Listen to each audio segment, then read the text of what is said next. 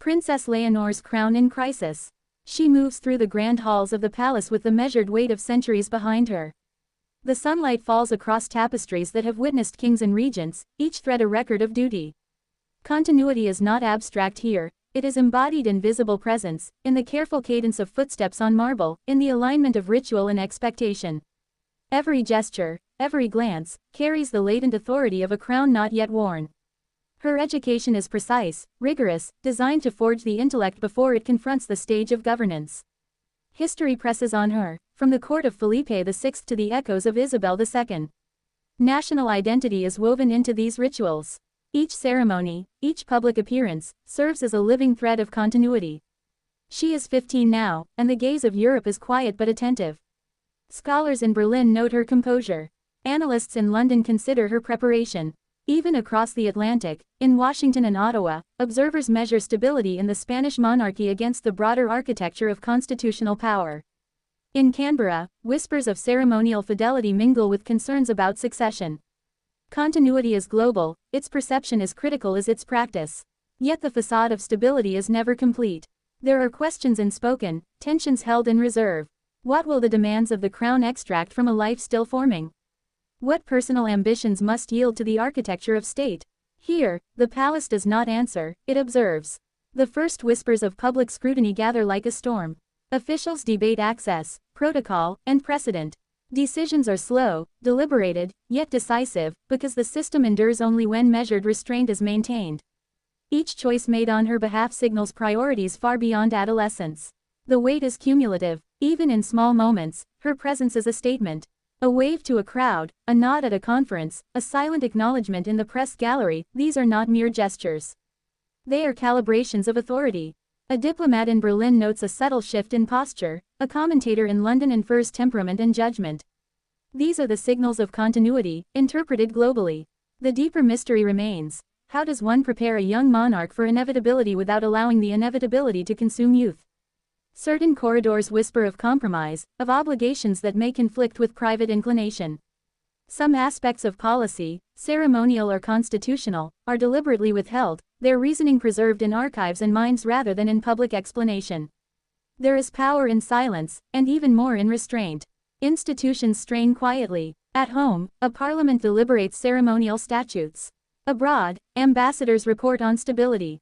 Every decision, every precedent set, tests the resilience of the monarchy's frameworks. Continuity here is structural. The individual, though central, is guided by precedent and law. The crown's endurance is the ultimate measure of authority, not sentiment. A point of no return approaches. The ceremonial calendar grows dense. Diplomatic invitations must be accepted or declined. Each refusal or appearance, however slight, resonates beyond the palace walls. In Berlin, analysts map influence. In London, they weigh perception. In Ottawa, Canberra, and Washington, they measure implications for alliances and cultural credibility. A crown is never only symbolic, it is a node in a network of power and expectation. By now, her decisions are increasingly visible.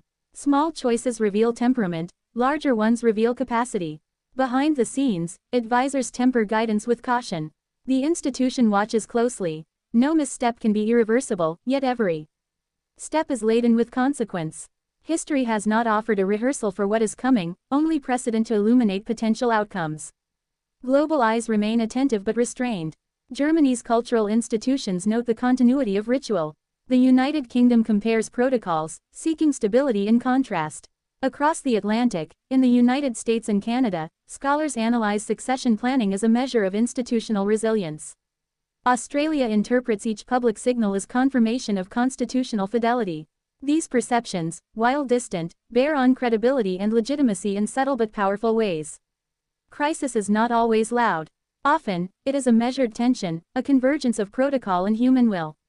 A missed cue, a question unanswered, a hesitation, any may reverberate through the careful lattice of expectation. Yet the young princess moves within this lattice with grace, her training and lineage aligning with centuries of forethought. Every decision is an instruction in survival, every public moment a test of endurance. Even now, there are challenges not named, strategies yet unspoken, and pressures that the public cannot perceive. They exist in the quiet deliberations of ministers, advisors, and court officials. Continuity demands anticipation, not reaction. A crown is not a prize of youth, it is a responsibility accrued through discipline, observation, and the invisible inheritance of precedent. As the sun sets behind the palace towers, the weight of the day's ceremonies and expectations lingers. Night brings reflection, but no reprieve. The living thread of continuity must be maintained, even in moments of solitude.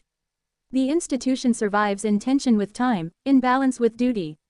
What is yet to come is shaped by what has already been meticulously rehearsed. She steps forward, aware of eyes across continents, conscious of the delicate geometry of law, ritual, and legacy. Each breath, each gesture, carries an echo of history. Yet no future is fully certain. The crown awaits not only her capacity to bear it but the endurance of the structures that sustain it. In this intersection of personal and institutional, happiness is measured against duty, and duty against the horizon of an uncertain world. The palace is quiet now, but the weight of expectation presses still. Every choice, every silent observation, every careful alignment with protocol reaffirms what is permanent and what remains in suspense. Standing here, at the edge of inheritance and possibility, the story is not finished. Continuity endures, but what comes next is unresolved. She moves through the corridors not as a child, but as a custodian of an entire lineage. Portraits of monarchs past observe in silence, their eyes seem to measure not only her posture, but the steadiness of her mind. Continuity is not abstract here, it is a responsibility encoded into gesture, ritual, and presence. Every public smile, every nod of acknowledgement, is a signal to an audience far larger than the palace walls. The palace operates as both shield and crucible. Advisors monitor timing, access, and appearance, ensuring that perception aligns with precedent. Each ceremonial rehearsal, each carefully scripted engagement, reinforces the invisible scaffolding of authority. National identity is woven into these rituals, and yet, the weight of expectation is quietly relentless. The crown demands fidelity to history before indulgence of personal inclination. Abroad, the significance is quietly noted. In Berlin, analysts track the subtlety of engagement with cultural institutions. London reflects on ceremonial adherence as a measure of political maturity. In Washington, Canada, and Canberra, diplomatic observers assess composure, while in Germany, commentary often frames it as a test of institutional resilience. What is performed at home becomes a signal of continuity and credibility on the global stage. Pressure is cumulative. Even small misalignments, a missed cue, or a delayed response can ripple through the web of institutional expectation. Yet she moves deliberately, aware that each gesture carries weight, that continuity here is sustained not by instinct, but by disciplined alignment with centuries of precedent. The lessons of monarchy are absorbed quietly, in observation, reflection, and measured action. The deeper question remains unspoken: how to balance the demands of crown and duty with the stirrings of personal desire. Some aspects of governance, ceremonial or legal, are held back deliberately, preserved in the archives of decision-making rather than exposed to public scrutiny. There is power in restraint, and even more in the quiet mastery of circumstance. The day progresses with ritual and rehearsal, each movement precise, each interaction deliberate. Advisors whisper in corridors, adjusting schedules, preparing statements, and measuring every response. The palace is a stage where continuity is rehearsed, yet never performed without consequence. Here, appearances are more than optics, they are instruments of institutional stability. Outside, perception is equally critical. Analysts in London track her posture and tone. Washington's diplomatic briefings note the careful balance between authority and approachability. Berlin measures the subtle cues that signal competence. In Ottawa and Canberra, every gesture is parsed for indications of constitutional steadiness. These distant observers are participants in the living thread of continuity, their understanding shaping international confidence in Spain's monarchy. The first hints of crisis are structural, not dramatic. Questions arise over protocol, succession, and ceremonial precedents.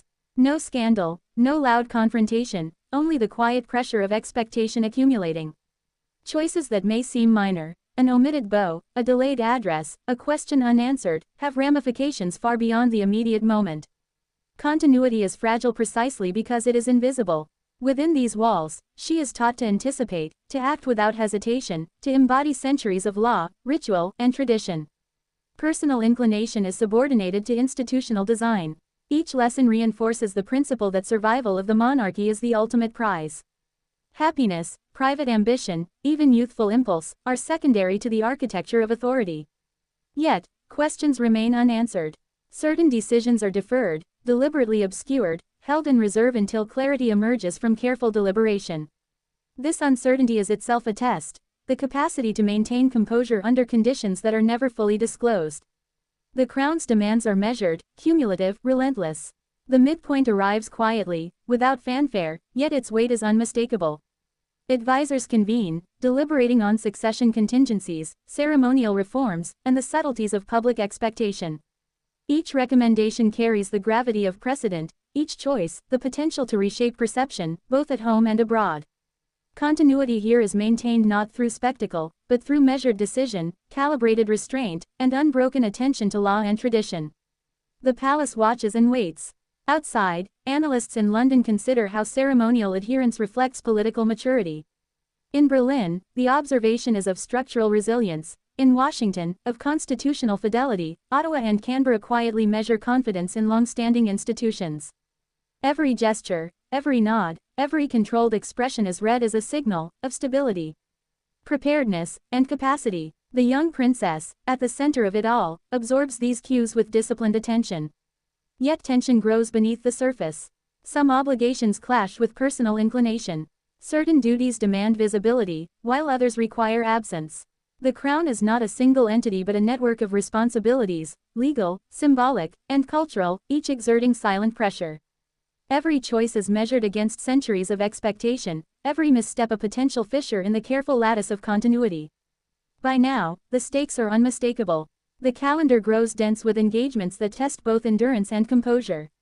Institutional strain begins to show in subtle ways: delayed decisions, overlapping protocols, whispered debates among advisors. Continuity is preserved through alignment with precedent, yet the margin for error narrows. The crown's demands are precise, unyielding, and cumulative. Here, in the quiet interludes between ceremonies, the princess encounters the first real taste of isolation imposed by duty. Her private time is measured, structured, a crucible for judgment rather than leisure. Personal desires are deferred, subordinated to the imperatives of succession and state. Happiness is an abstract measure against the enduring weight of responsibility, yet the palace ensures that readiness is never compromised. Outside, the world watches, subtly yet insistently. Germany notes cultural fidelity. London, ceremonial and constitutional steadiness. Washington and Ottawa, alignment with transatlantic expectations. Canberra, adherence to ceremonial protocol is proof of institutional stability. The global gaze, restrained yet attentive, mirrors the meticulous attention required within these walls. A point of no return approaches, not with fanfare, but in the slow accretion of expectation, responsibility, and observation. Every gesture, every decision, every silent choice, carries the invisible weight of history. The young princess moves forward with awareness, discipline, and composure, even as the full magnitude of her inheritance remains unrealized. The palace night stretches long, but the work of preparation never ceases. Advisors review correspondence, assess foreign reactions, and model potential scenarios that could test the resilience of the monarchy. Continuity is structural, but its execution depends on her ability to internalize centuries of precedent while navigating the unpredictability of the present. Every meeting, every briefing, every rehearsal is a rehearsal not just for performance but for consequence. Outside, international observers maintain their quiet vigilance. Berlin tracks cultural and ceremonial fidelity. London measures composure against expectation. Washington and Ottawa interpret gestures as indicators of institutional stability. Canberra notes adherence to protocol as a barometer of continuity.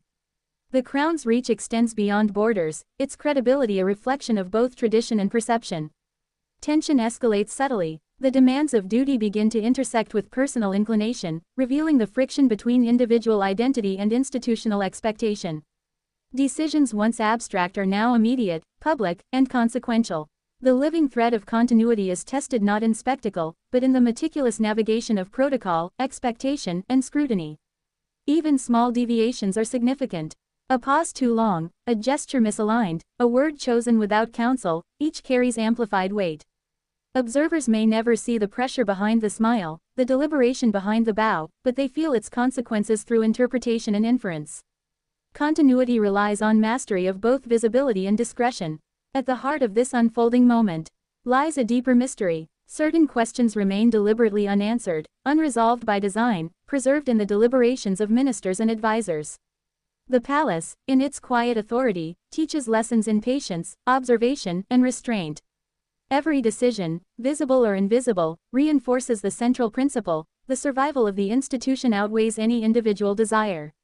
The young princess is no longer merely a witness to history.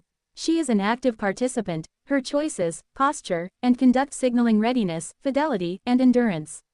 Happiness is measured in the shadow of obligation, private inclination yields to the architecture of continuity.